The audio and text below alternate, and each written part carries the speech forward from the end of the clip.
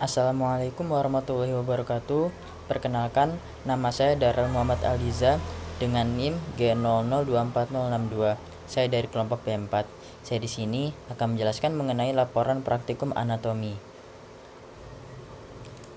Yang pertama mengenai Tractus respiratorius superior. Oke, yang pertama saya akan membahas mengenai nasus. Nah, jadi nasus atau hidung itu merupakan bagian pertama dari Tractus respiratorius superior yang berfungsi sebagai pintu masuk udara, tempat penyaringan, pemanasan, dan pelembaban udara sebelum masuk ke saluran napas bawah. Jadi secara anatomi, nasus itu dibagi menjadi dua bagian. Ada nasus externus dan juga cavum nasi.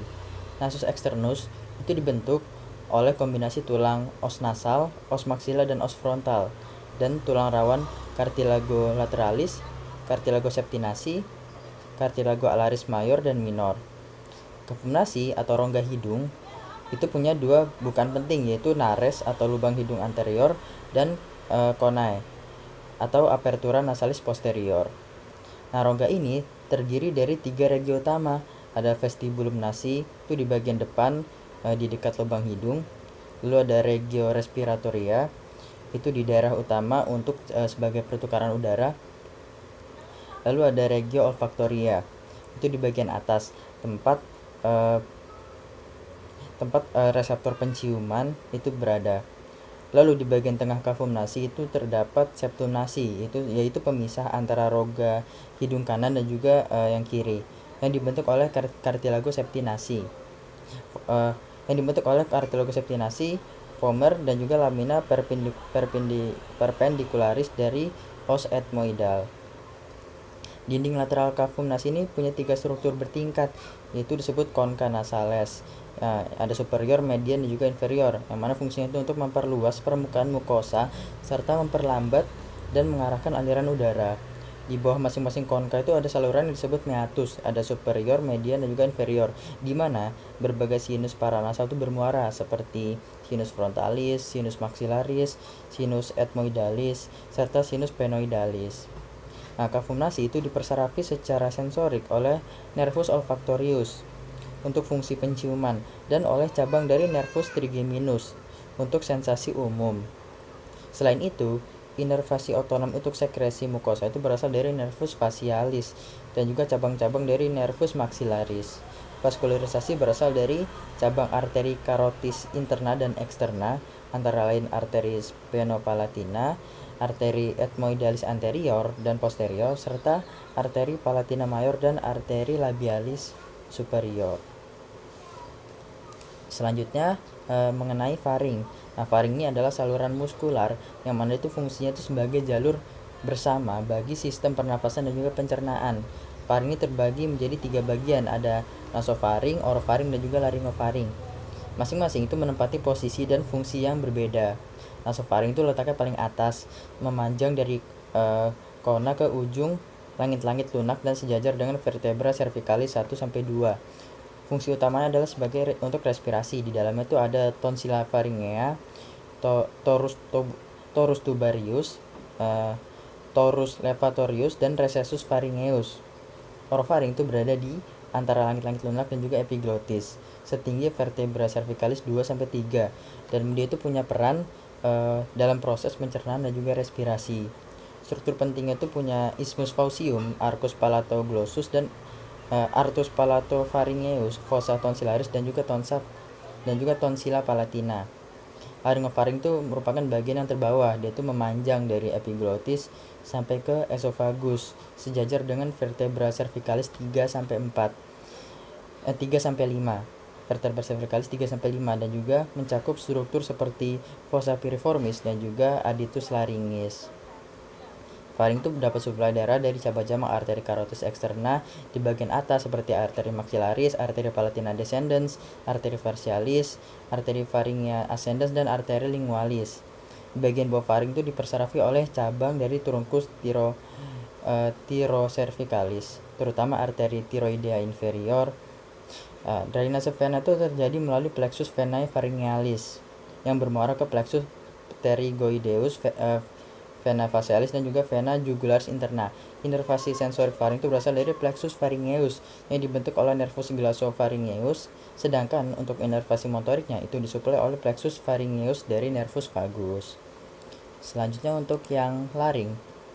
Nah, laring itu adalah saluran pernapasan yang juga berperan sebagai sphincter pelindung dan juga organ fonasi. Letaknya itu di antara faring dan juga trakea. Laring ini membentang dari vertebra cervicalis 3 sampai 6 dan dapat bergerak fleksibel terutama saat menelan. Rangka laring ini terdiri dari 9 kartilago utama. Ada kartilago tiroid, krikoid, epiglottis, 2 arytenoid, 2 corniculata, 2 cuneiform, dan tambahan kartilago triticea. Nah, rongga laring atau kavitas laring itu punya bagian penting seperti plica vestibularis, plica vocalis, rima glottidis, dan juga ventriculus laringis. Pita suara itu merupakan struktur utama dalam produksi suara dan regulasi aliran udara. Laring itu juga punya berbagai jaringan lunak yang menopang dan menyatukan kartilago, baik itu ekstrinsik maupun intrinsik. Otot-otot intrinsik laring itu seperti musculus cricoarytenoideus posterior dan lateralis, serta musculus thyroarytenoideus dan juga musculus cricotiroideus yang mengatur gerakan pita suara dan juga produksi suara. Vaskularisasi laring itu berasal dari arteri laringia superior dan inferior, cabang dari arteri tiroidea superior dan juga inferior. Drainase vena itu mengikuti jalur serupa menuju vena tiroidea dan selanjutnya ke vena jugularis interna atau vena brachiocephalica. Nah, inervasi motorik seluruh otot laring itu dilakukan oleh cabang dari nervus vagus, yaitu nervus laryngeus recurrens, kecuali musculus cricotiroideus yang diinervasi oleh ramus externus dari nervus laryngeus superior. Sementara itu, inervasi sensorik dibagi berdasarkan lokasi relatif terhadap plica vocalis di atasnya. Nah, di atasnya itu disuplai oleh nervus laryngeus superior dan di bawahnya oleh nervus laryngeus recurrens. Selanjutnya, yang kedua itu tentang core. Yang pertama, saya membahas mengenai struktur eksterna dari core. Nah, jadi struktur eksterna core itu ditopang oleh kerangka fibrosa yang disebut sebagai skeleton cordis. Nah, skeleton ini itu terdiri dari jaringan ikat padat yang berfungsi sebagai rangka tempat melekatnya otot jantung atau miokardium sebagai struktur pendukung bagi katup-katup jantung, serta sebagai isolator listrik yang mana dia itu mencegah penyebaran impuls listrik langsung dari atrium ke ventricle tanpa melalui sistem konduksi jantung. Komponen utama dari skeleton cordis itu dia meliputi annulus fibrosus, trigonum fibrosum, dan juga pars membranacea pada septum. Nah, annulus fibrosus itu membentuk 4 cincin fibrosa yang mana dia mengelilingi masing-masing ostium atau orifisium pada jantung, yaitu 2 di antara atrium dan ventricle yang disebut ostium atrioventricular, serta 2 lainnya itu di antara ventricle dan juga pembuluh besar, yaitu orifisium aorta dan juga orifisium truncus pulmonalis. Selanjutnya, trigonum fibrosum itu dia merupakan daerah penebalan yang mana dia menghubungkan cincin-cincin fibrosa tersebut yang terdiri dari trigonum fibrosum dextrum dan juga sinistrum yang berperan penting dalam stabilisasi posisi katup dan mempertahankan integritas struktural jantung. Sedangkan untuk pars membranacea itu merupakan bagian non-otot dari septum jantung dan menjadi jalur utama bagi sistem konduksi, khususnya tempat berlalunya berkas His atau bundle of His. Selanjutnya mengenai struktur interna dari core. Struktur interna core itu mencerminkan kompleksitas fungsi pemompaan darah. Dan jantung itu punya 4 ruang, 2 atrium di bagian atas dan juga 2 ventricle di bagian bawah. Nah, sedangkan yang pertama untuk atrium yang dextra itu dia menerima darah vena dari seluruh tubuh melalui vena cava superior dan juga inferior, serta dari core itu sendiri melalui sinus coronarius.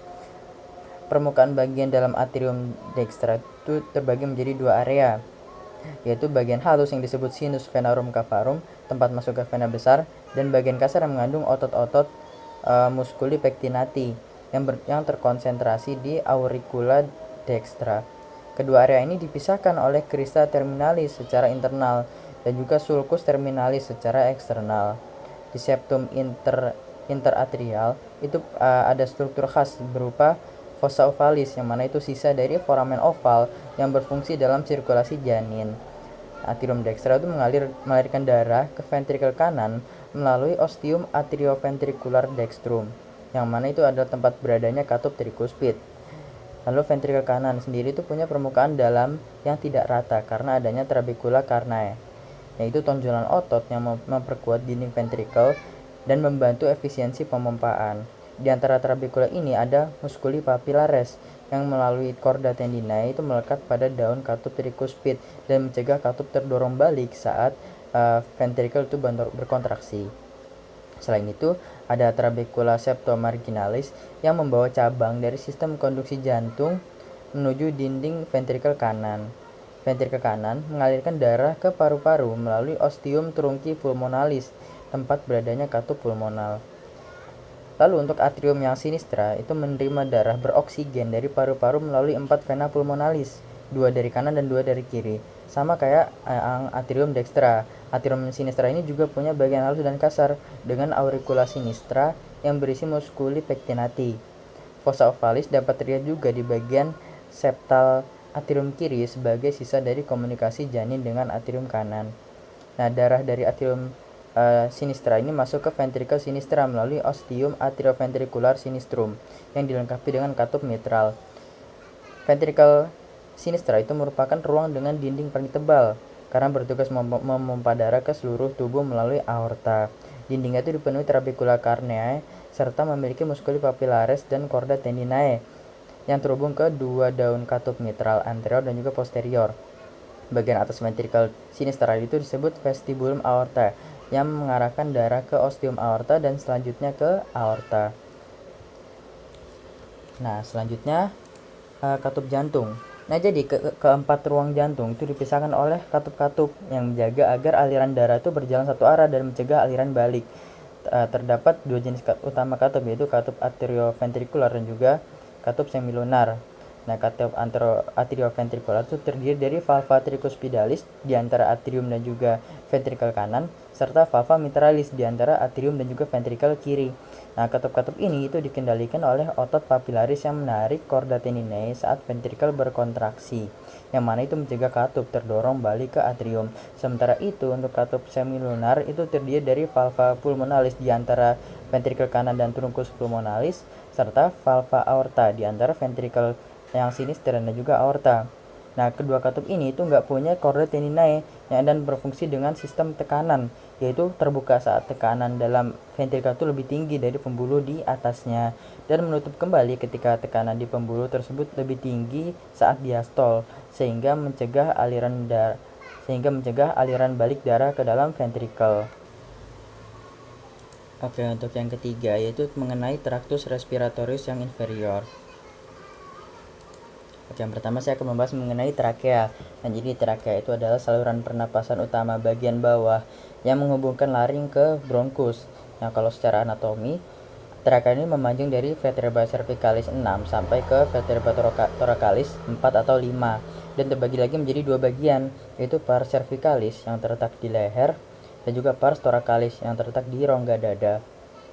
Nah, trakea ini disusun oleh cincin cartilago trachealis yang berbentuk huruf C yang terbuka di bagian posterior, yang dihubungkan oleh ligamentum anular dan musculus trachealis, itu otot polos yang dapat mengatur diameter lumen trakea. Nah, di antara struktur ini, itu juga terdapat jaringan pengikat elastis yang memberi fleksibilitas.